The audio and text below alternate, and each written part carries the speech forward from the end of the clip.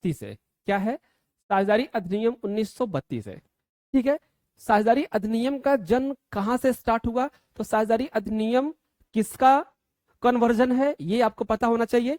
साझेदारी अधिनियम 1932 कन्वर्जन है समझौता अधिनियम 1872 का। इसका समझौता अधिनियम 1872 का कन्वर्जन है साझेदारी अधिनियम 1932। ये चीज ध्यान रखिएगा। इसका बेसिक स्ट्रक्चर क्या है? 1872 का कन्वर्जन है साझेदारी अधिनियम 1932। ये चीज आप ध्यान रखिएगा। यहां से हम स्टार्ट करते हैं साझेदारी अधिनियम 1932। ठीक है, तो साझेदारी में फर्स्ट पॉइंट क्या होगा? साझेदारी क्या होती है? एक के साथ कोई साझेदारी हो सकती है। अगर कोई एक व्यक्ति है तो क्या वो साझेदार हो सकता है? नहीं। तो इसमें इंपॉर्टेंट फैक्टर क्या है कि एक से अधिक व्यक्ति, एक से अधिक मतलब कि दो पर्सन जब आपस में मिलकर किसी भी कार्य को करने के लिए एग्री होते हैं तो उसे हम क्या कहते हैं? साझेदारी नहीं, उसे हम क्या कहेंगे? एक संगठन। लेकिन उसी कार्य को जब लाभ, ध्यान दीजिएगा, लाभ हानि को डिस्ट्रीब्यूट करने के लिए, आपस में डिवाइड करने के लिए तैयार होते हैं तो उस संगठन को हम बोलते हैं साझेदारी। ध्यान दीजिएगा, दो से अधिक, एक में साझेदारी नहीं हो सकती, तो दो से अधिक व्यक्ति किसी भी कार्य को करने के लिए तैयार होते हैं और उस कार्य से जो भी प्रॉफिट लाभ होता है आपस में हिस्सेदारी बांटने के लिए तैयार होते हैं। इसी को हम क्या कहते हैं? साझेदारी कहते हैं। क्लियर? ये डेफिनेशन है। जहां पे लाभ हानि का डिस्ट्रीब्यूशन नहीं है वो साझेदारी नहीं कहलाएगी। ये पॉइंट आप नोट करिएगा। तो ये एक टॉपिक हो गया साझेदारी का कि दो से अधिक व्यक्तियों का संगठन जो कोई भी बिजनेस, कोई भी व्यापार कर रहे हैं और आपस में लाभ हानि डिस्ट्रीब्यूट कर रहे हैं, वो क्या होती है? साझेदारी होती है। क्लियर? क्लियर, समझ में आ गया? अब पॉइंट आता है कि क्या दो ही लोग रहेंगे? सेकंड पॉइंट, क्या पार्टनरशिप फर्म में दो ही लोग हो सकते हैं? तो कंडीशन नंबर 1 कि पार्टनरशिप फर्म में अधिकतम कितने सदस्य हो सकते हैं? तो पार्टनरशिप फर्म में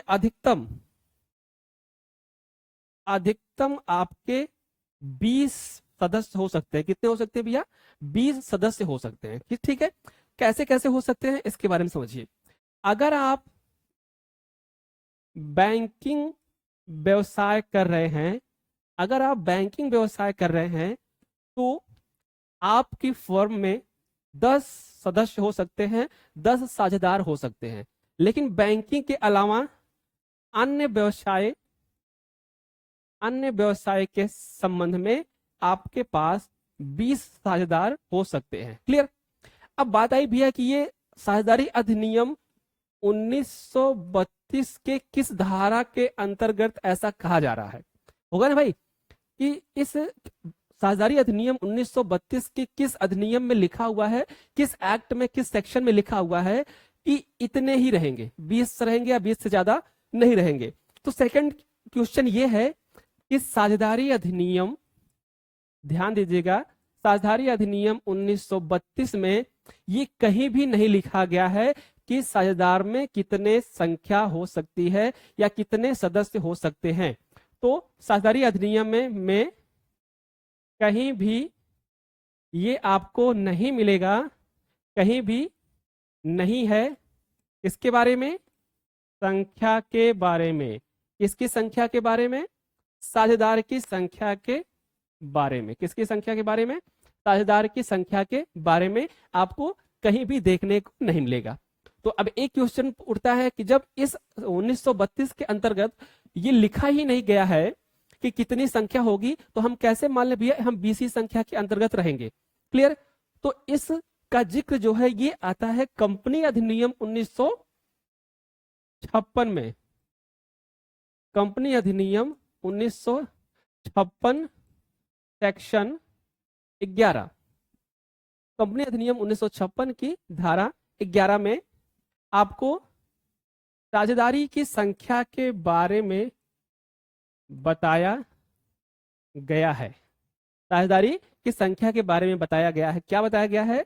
कि अगर आप बैंकिंग व्यवसाय करने के लिए पार्टनरशिप फॉर्म रजिस्टर्ड कर रहे हो तो आप 10 सदस्य हो सकते हो, और इसके अलावा कोई व्यवसाय कर रहे हो तो आप कितने सदस्य हो सकते हो? 20 मेंबर हो सकते हो, 20 सदस्य हो सकते हो।